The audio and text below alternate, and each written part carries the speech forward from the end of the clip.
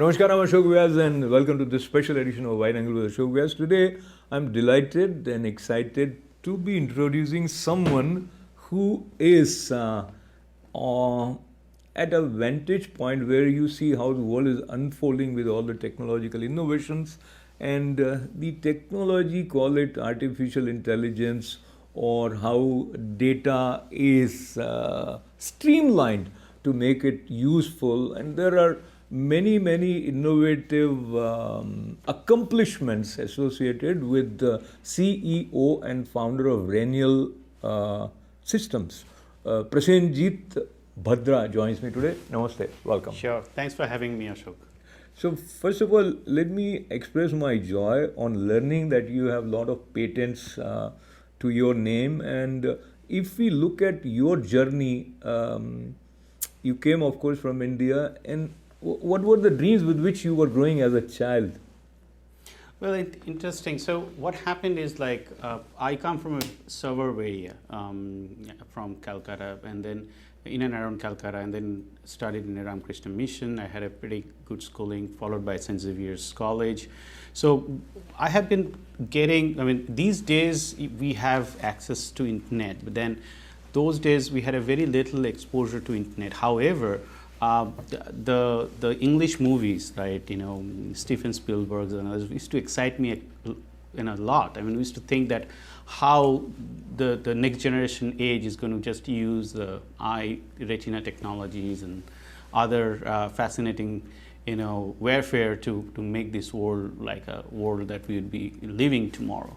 So having said that, that's one of the areas that I have focused, and I try to learn more and more outside my regular academic pursuit.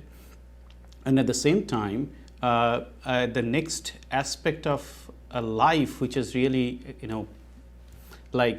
excited me, that how this overall phenomena of this life works, and then understanding about the nervous systems. And I had been very passionate about the biology, even though I chose a path to go towards engineering, technology, and followed by management. But then I was really looking at that how this overall mechanism of the neuromotor executions really happen. So in a future life, when we got an opportunity to work in the industry, I chose to work for more of embedded systems, something which is more towards electronics, and always looked at opportunities where we have great R&D alternatives in terms of more machines, more human-machine collaborations, and so on and so forth. Yeah. So that's how I kind of grew towards my early stage thinking, and then mapped that towards what I really wanted to accomplish in my life. So I'm kind of tempted to ask you, since you mentioned about Ramakrishna mission,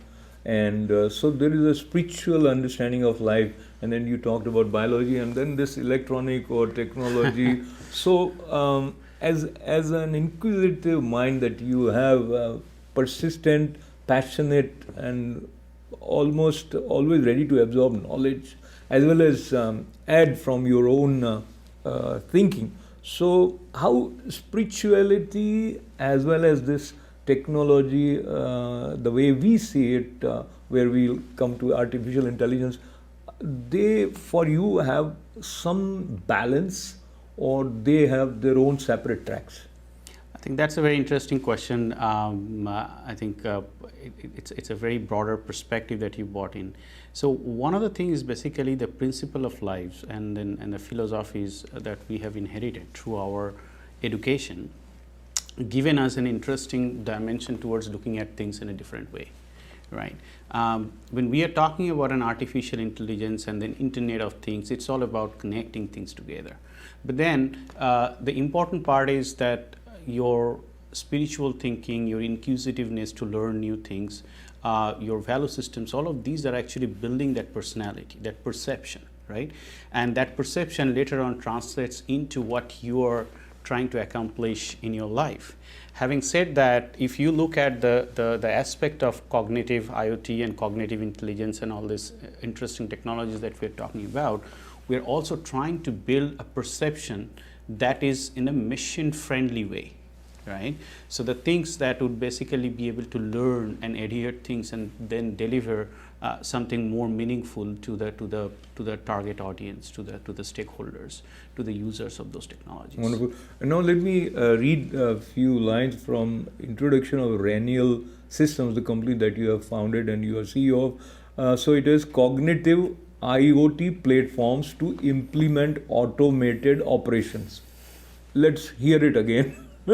So cognitive IoT platforms to implement automated operations and asset management functions in smart grid surveillance, microgrid renewable integration, advanced manufacturing and industrial asset management space. Now, as a layman, when we want to understand what is it that Ranial Systems is offering, and let us begin by requesting you to help us understand when we say cognitive IoT platform, what it suggests. So let's start with the IoT, the Internet of Things. I mean, we are living in a digital world where various sensors are connected, and we have been always exchanging data. Even whether we want or we don't want, there's a lot of data flowing back and forth. So one of the classic examples in today's life from a consumer space is basically the way we are using the Google Home or Alexa, right?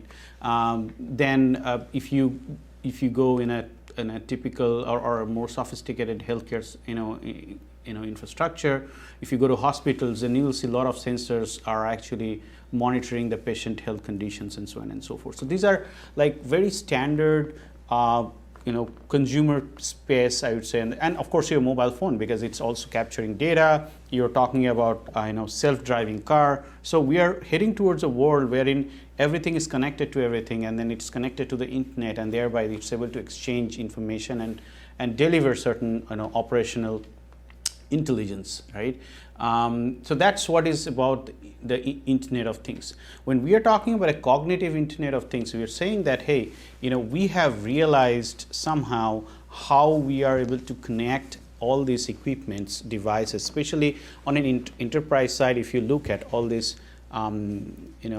distribution grid automations, the way we are getting 24/7 energy, the subway systems in New York, wherein all these signaling systems are working seamlessly, providing the service to us, right? If anything goes wrong, we can see that how much pain we go through. Absolutely. Because it is all about, these are all automated systems. So now having an automated system collecting data, and data has got a lot of significance, and then thereby processing the data, understanding how the data really works, and then how the data is delivering the message to us. That's something which we have achieved in at least last 20 years.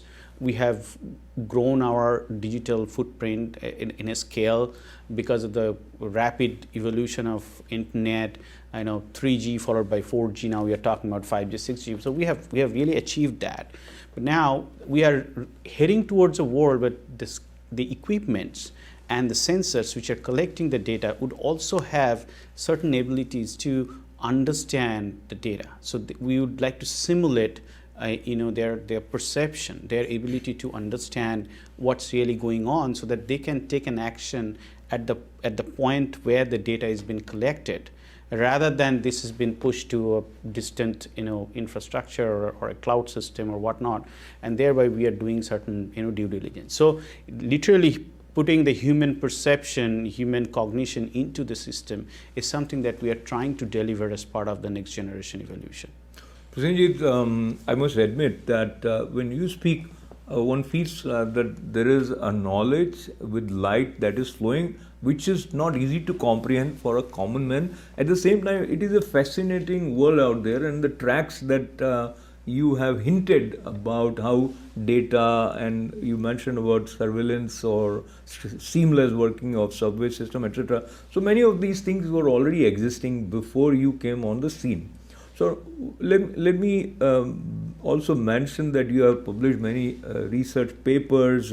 You also own global patents, and now when you became aware about the real-time cognitive artificial intelligence, that awareness or understanding and ability or confidence to make use of it has probably given you a place where you are helping many clients in different industries. So when you started discovering something or rearrangement of something which already existed in a way that it can be used differently now, so what was your guiding, motivating factor? Were you seeking a particular solution, or you wanted to kind of become aware as well as in a position where you can control, or you could guide the flow of this particular technology to offer different solutions? Does that make sense? Yeah, absolutely. So let me tell you this. Let's go back. 15 years ago, we started working on an interesting technology called RFID, radio frequency identification. So just to, in layman's terms, is basically you have barcodes, you have a scanner which scans the data, but then RFID is basically embedding kind of a label which can be read in a contactless fashion. So if you talk about your daily life, when you enter and exit into a retail store, you will see some of the antennas, and if somebody's stealing stuff without taking the tag out, so that's an RFID technology, but it had a very far reach, I think implication in the industrial ecosystem, wherein how you want to manage the movement of assets, right? And then how do you want to monitor the manufacturing process in real time? It's cases wherein you want to increase the KPI, right, key performance indicator of manufacturing. You want to make sure that each of the items getting produced, all these equipments and assets are really operating in a seamless fashion, right? So this is a kind of a need, and then there are significant investments in terms of bringing in those kind of automations, integrating the sensors and actuators. So when I was part of IBM, driving some of the major implementations across the globe, one thing that I realized in this process, that there are scenarios which are not very ideal. Things like the actual operational environment is far away from the enterprise network or enterprise systems. You do not have adequate internet connectivity. And in such scenarios, if you want to run certain mission critical operations from in a distant location, you need to have intelligence to be built close to where the point of action is, where the actual execution's taking place, right?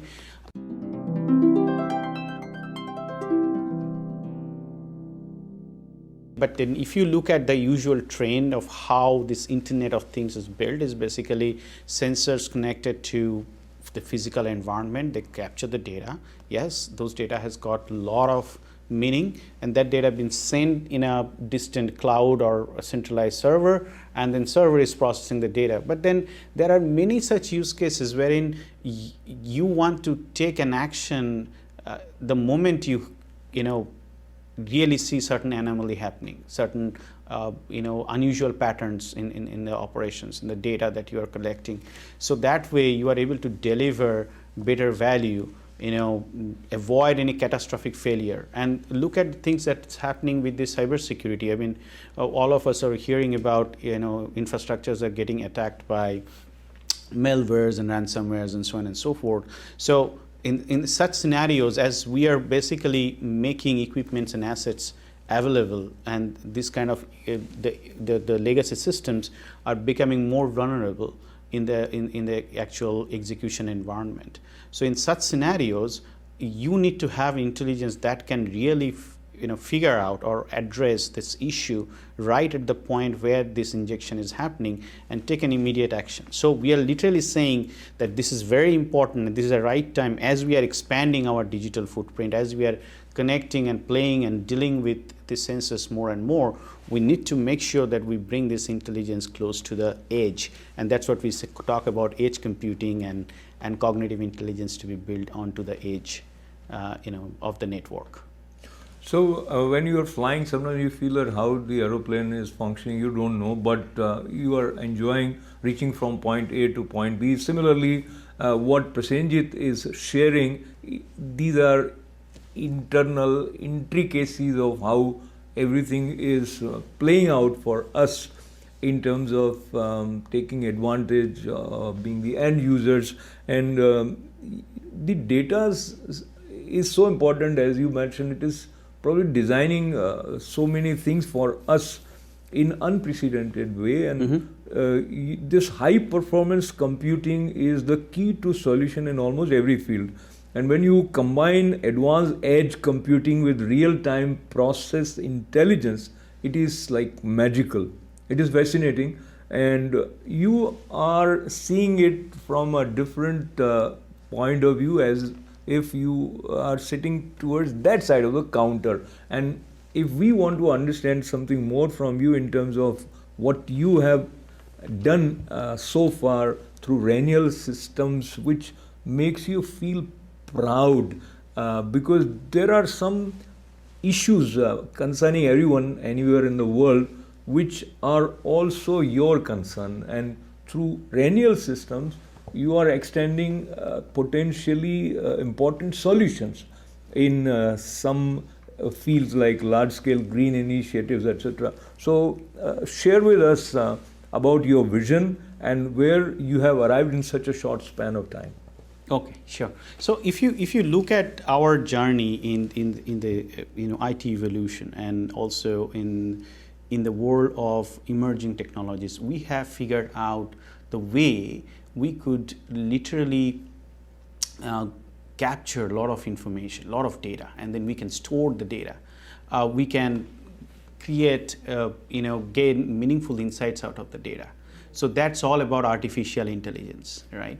Now, what we wanted to do differently, we are saying that we are fine, we have achieved that, but then just understanding the patterns, and then, or maybe using some complex model to predict what is next, is not enough unless and until we allow machines to have brains, right? And so in order to have that brain in the machines, and then we need to make sure that since these machines are going to be interoperable, at some point of time they will also gain autonomy through the incremental learning, right? Through the adoption of knowledge over time. And that's what is cognition is. That's what, as a human, we are learning things day in, day out.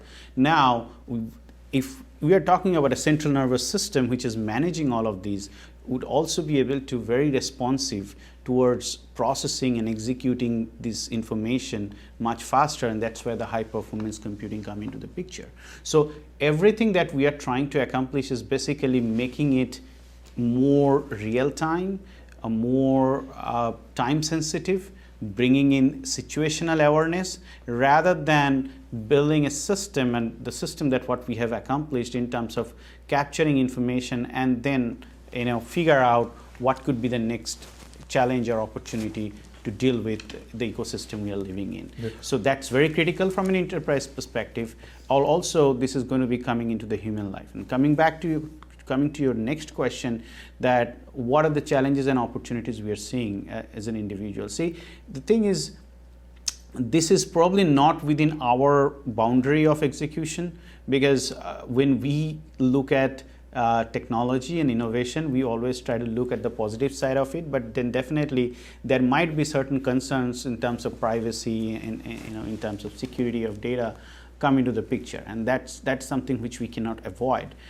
But then sometimes it is subject the context to the application where you are dealing. So if I may interrupt you, among the main four themes, if I say, which Ranial Systems is focusing on, be it challenges of the large-scale green initiatives, or renewable infrastructure deployment, or intelligent asset management, or cyber security threats. Now, the last two, I think most of us would find more interesting than the other one, which have more universal appeal. So, cyber security threats, that I think is going to shake different countries now, the way things are. And yeah, it's a global issue. I mean, see, there are two global issues that we're dealing with. One is the cybersecurity threats. As we go more digital and our overall lifestyle changes with this digital revolution. The other important part is, the global warming. So we want to minimize the carbon footprint. We want to bring in innovation in terms of like minimize the fuel consumptions and use more natural sources like lights and air to produce energy, right? So all of these are happening, but importantly, you are trying to bring in certain things in the system which is going to challenge and replace the existing infrastructure which has been built for years, for decades, even for over a century. So you need to have sort of a foundation that is smart and intelligent enough to accommodate this for wider adoption, as well as for gain rapid traction in terms of producing that amount of energy for us. So that's a very complex affair because everything is localized. You have infrastructure set up, you have sophisticated control systems managing that, and then we are, as a consumer, enjoying 24/7 energy at home. But now when you're bringing that out, you're basically distributing it. Now you have to have technologies that can support. So then, of course, it is imperative to have intelligence embedded there so that they can manage things of their own, which you cannot literally do with a human intervention. Now, coming back to the cybersecurity, the challenge we have is, as we are going infrastructure, we are bringing in more digital assets. I mean, you can connect your phone we are going to be in the world, or we are already in the world, wherein before you enter home, you can literally switch on your AC. So that's how you're basically opening up a lot of channels to have the cybersecurity attacks kind of coming into your daily life. And it's the same with the enterprise. Prasenjit, it's such exciting to talk to you and kind of see so much is there to learn. I will restrict our conversation for the timing to last two questions, and then probably we'll have a series of conversations with you. One, being in America, dealing with the global minds, if I say, as well as global issues. What do you think America has offered you, which helped you in realizing your imagination, your creativity, and your technical know-how to come up with some solutions which might have not been possible probably in India the way it happened here? Okay, it's a good question. What we have seen is basically an open mind to the quality of innovation, and open mind to the entrepreneurial thinking is something which is nurtured, which is the ecosystem of this country. I'm living in a country where the government is like throwing billions of dollars to research and innovation without really knowing what's going to be the outcome, right? So they have built that ecosystem, that environment, which is congenial for any entrepreneurial, development. A thinker, a technocrat, literally go wild and try out something, and then definitely there are avenues to figure out how that could potentially be translated into a meaningful offering. So your perception about India's flexibility in adopting technology is one question. Secondly, your own vision about future, what would you like to accomplish? Yeah, sure. So I think India has got a lot of potential. It's a country with 1.3 billion people, probably a largest population as far as the information technology is concerned across the globe. I think we have inherited the understanding of how information technology works in our day-to-day life, right? Of course, the usual developments maybe 10 years or 15 years ago were primarily directed towards the developed countries.